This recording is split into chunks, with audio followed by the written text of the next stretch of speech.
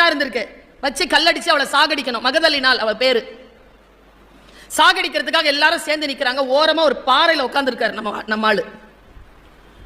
என்ன இருக்கும் அவருக்கு அப்ப வயசு ஒரு 30 வயசு, 31 வயசு உட்கார்ந்து இருக்காரு. எல்லாரும் அவரை பாக்குறாங்க, கல் எடுக்கிறாங்க. எல்லாரும் கல் டக்குன்னு மண்ணுல பெருசா அப்படி எழுதுறாருங்க. ஏதோ என்ன எழுதுனா தெரியுமா அந்த மனுஷன்? உங்களில் யார் பாவம் செய்யவில்லையோ அவர்கள் முதல் கல்லை எறியுங்கள்ட்டார். ஏன்னா அவ செத்து போகணும்ட்டு எவன் ஃபர்ஸ்ட் கல் எடுக்கிறானோ அவன் தான் முதல் பாவத்தை செஞ்சவனே. இப்படி குரல் கொடுத்தவர் இயேசு கிறிஸ்து. யார் யார் பிறந்த நாளையோ கொண்டாடுகிறோம் இல்லையா? அவருடைய பிறந்த நாளையும் தான் கொண்டாடுவோமே. நான் கூட கேக் வாங்கிட்டு வந்தேன். தாழ்த்தப்பட்ட, பிற்படுத்தப்பட்ட, பாதிக்கப்பட்ட மக்களுக்காக யோசித்த தலைவர்களில் ஒருவர் இயேசு கிறிஸ்து. இப்படித்தான் நான் இயேசு கிறிஸ்துவை பார்க்கிறேன்.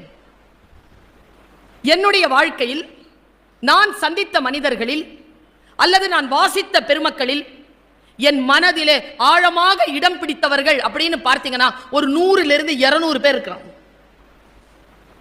100 200 பேர்களை என் மனதிலே நான் ஆழமாக விதைத்து வைத்திருக்கிறேன். அவர்களுடைய சொற்கள்.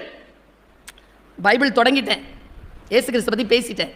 பைபிள்ல இருந்து ஒரு விஷயத்தை மட்டும் சொல்லிட்டு என்னுடைய பேச்சை நான் சொல்றேன். நான் ஒரு விஷயத்தை இன்னைக்கு சொல்றேங்க. இந்த மார்கழி பெருவிழால இயேசு கிறிஸ்துவை பற்றி பேசுவதற்கோ பைபிளை பற்றி பேசுவதற்கோ கிறிஸ்துவராக இருக்க வேண்டிய அவசியம் இல்லை. பகவத்கீதையை பற்றி பேசுவதற்கு இந்துவாக இருக்க வேண்டிய அவசியம் இல்லை. குரானை பற்றி பேசுவதற்கு முஸ்லிமாக இருக்க வேண்டிய அவசியம் இல்லை. மனிதனாக இருந்தால்தான் இதை எல்லாவற்றையும் படிக்கக்கூடிய வாய்ப்பு நமக்கு கிடைக்கும். இதை படிச்சா பாவம், அதை படிச்சா பாவம்னு சொன்னவன் தான் பாவி. எல்லாவற்றையும் வாசித்தல், எல்லாவற்றையும் தெரிந்து கொள்ளுதல். அப்படி தெரிந்து கொள்ளுகின்ற பன்முகத்தன்மை கொண்ட ஒரு நாட்டில் தானே நாம் வாழ்கிறோம். எனக்கு தீபாவளி வந்து அவ்வளோ பிடிக்குங்க. அதிரசம் வரும் 10 வீட்டில் இருந்தாவது வரோன்னு எனக்கு தெரிஞ்சிடும். இது இந்த மூலை வீடு, இது வந்து 3வது வீடு, அது 4வது வீடுன்ற டேஸ்ட் தெரியுங்க. ஒரு 10 வருஷமா வருது அதிரசம் வருது. ஆனால் எல்லாம் ஒரே டேஸ்டாக இருக்குது.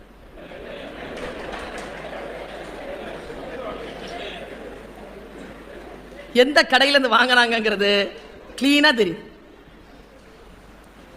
நாம் ஏதோ ஒன்றை இழந்து கொண்டிருக்கின்ற நேரத்தில் அந்த ஒன்றை மட்டும் இழந்து விடக்கூடாது என்று பிடித்துக் கொள்வதற்காகத்தான் சில மூத்தோன் சொற்களை கொண்டு வந்திருக்கிறேன்.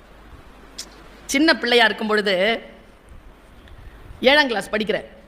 நான் எவ்வளவு குழந்தையாவே இருந்திருக்கிறேங்க. நான் சின்ன வயசுல உண்மைங்க 10-15 வயசு வரைக்கும் குழந்தையாவே இருந்தாதாங்க 15 வயசு வரை அப்புறமா அப்படி வளர முடியும். 7 வயசுல முத்தல் ஆயிடுச்சுன்னு வச்சுக்கோங்க. அது எங்க இருந்து 16 வயசுல ஞானத்தை தேடி போறது? அதுதான் எல்லாம் தெரியுது. 6 வயசுல எல்லாம் தெரியுது.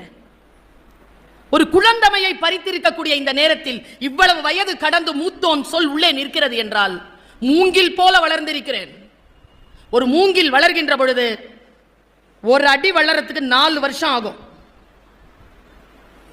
அடுத்த 5வது வருஷத்துல 80 அடி வளரும். அது திடீர்னு வளர்ந்த 80 அடி அல்ல, 4 வருடங்கள் அது வேர் பாய்ந்து இருப்பதற்கான வெளிச்சம் தான் 5வது வருடத்தில் 80 அடியாக வளர்வது. அடிப்படையில் சில விஷயங்களை நாம் குழந்தைகளுக்கு தந்தாக வேண்டும். 7ஆம் கிளாஸ் படிச்சுட்டு இருக்கும்போது தான் எனக்கு பிரஷ்ஷை வாங்கி கொடுத்துச்சு எங்க அம்மா. எல்லாம் அந்த கறி போட்டு தானே தேய்ச்சிட்டு இருப்போம். கறியை போட்டு கடகடான்னு மெல்லுவோம் வேற. அதை எடுத்து ஃபுல்லாக தேய்ச்சி தான் ஐ திங்க் நான் நினைக்கிறேன் இங்கே இருக்கிற நிறைய பேருக்கு அந்த அனுபவம் இருக்கும்னு நினைக்கிறேன். எங்கள் அம்மா வந்து ப்ரஷ் வாங்கி கொடுத்தாங்க. படுக்கையில் வச்சுக்கிட்டு எப்போ விடியோன்னு ராத்திரிலாம் தூங்காமல் படுத்துட்டு இருந்திருக்கிறேங்க நான். எனக்கு தெரியாதுங்க நைட்டும் தேய்க்கலான்னு. அவ்வளவு குழந்தையாக இருந்திருக்கிறேன். ஒரு கிளிப்புங்க, ஒரு கிளிப்புக்காக 1 வாரம் தவம் இருந்து 3 நாட்கள் தலையணையில் வைத்து ரம்ஜான் அன்றைக்கு காலையில் எழுந்திருச்சு அதை போட்டுக்கொண்ட அந்த பெருமிதம் இன்றைக்கு என் குழந்தைகளை நான் இந்த பரவசத்திற்கு கொண்டு செலுத்த முடியவில்லையே. சந்தோஷப்படுத்திருங்க பாப்போம் பிள்ளைகளை. எவ்வளவு கொடுத்தாலும் சந்தோஷம் வர மாட்டேங்குது. அப்படி என்றால் ஏதோ ஒரு சொல்லில் நாம் பின்னடைவு கண்டிருக்கிறோம். ஏதோ ஒன்று நமக்கு புரிய இல்லை. நான் இந்த பைபிளை சொன்னேன் இல்லையா, பைபிள்ல இயேசு கிறிஸ்து சொன்ன சில வார்த்தைகளை சொல்றேன். முதல் வருகின்ற மூத்தோன் சொல். இது நான் சொன்னதெல்லாம் ஏன் சொல்லு, இப்போதான் ஃபர்ஸ்டா ஓபன் பண்றேன். இன்னைக்கு அவருக்கு பர்த்டே இல்ல, it's a tribute for Jesus Christ. ஒரு சொல்லுங்க. மனசுல நிறைய இளைய குழந்தைகள் வந்திருக்கிறீர்கள். இந்த பெருவிழா குழுவிற்கு என்னுடைய வாழ்த்துக்கள். ஏனென்றால் எங்கே இளைஞர்களும் குழந்தைகளும் ஒரு நிகழ்ச்சிக்கு வருகிறார்களோ நீங்க கவலைப்படவே வேண்டாயா, இன்னும் ஒரு 50 வருஷத்துக்கு இந்த பெருவிழா நடக்கும். வடம் பிடித்து பிள்ளைகள் எடுத்துக்கொண்டு செல்வார்கள். பாருங்க, 10 கன்னிமார்கள் தூங்கிட்டு இருக்காங்க. இது ஒரு காட்சி. 10 பேர் தூங்கிட்டு இருக்காங்க. பைபிள்ல வரக்கூடிய ஒரு கதை. நாம தான் படிக்கிறது இல்லையா, அதை இன்னிலேருந்து ஆரம்பிங்க படிக்கிறது. எதுவாக இருந்தாலும் பரவாயில்ல, படிக்கலாம். 10 பேர் படுத்துட்டு இருக்காங்க. திடீர்னு ஒரு அசிரீரியா ஒரு குரல் வருது. உங்கள் மணவாளன் வந்து விட்டார், ஆயத்தமாக இருங்கள்.